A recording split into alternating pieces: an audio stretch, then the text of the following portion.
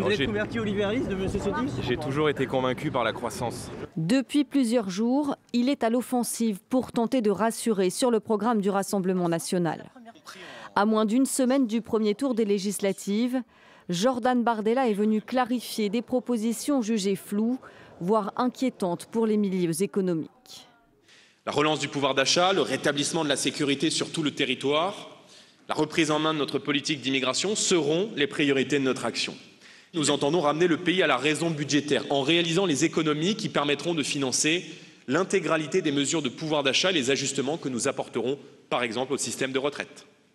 Pour augmenter le pouvoir d'achat, préoccupation majeure des Français, le Rassemblement national propose de baisser la TVA sur l'énergie à 5,5% contre 20%. Une mesure critiquée par les investisseurs et les agences de notation. Le RN entend aussi supprimer notamment la CVAE, un impôt de production pesant sur les entreprises, ou encore exempter les augmentations salariales jusqu'à un certain seuil. Des mesures qui seraient intégralement financées selon Jean-Philippe Tanguy, prétendant au poste de ministre de l'économie et des finances en cas de victoire du RN aux législatives. Notre programme ne coûtera rien dans le sens où nous ne laisserons pas, une fois de plus, filer le déficit. Tout sera gagé par des économies, des réductions de niches fiscales, de la déréglementation, de l'efficacité ou de la renégociation. Par exemple, sur notre contribution nette à l'Union européenne, mais nous n'engagerons aucune dépense gagée sur des déficits ou de l'emprunt supplémentaire. Des prévisions irréalistes, selon cet économiste.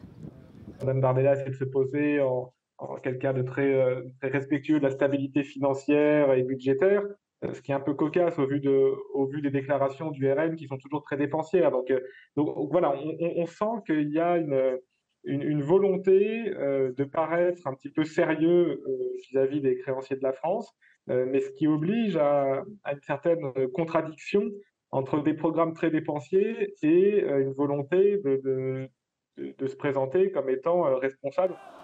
Objectif, démontrer que le Rassemblement national est capable de gérer les finances publiques avec fiabilité, alors que l'hypothèse de l'extrême droite à Matignon avait dans un premier temps provoqué l'inquiétude des marchés financiers.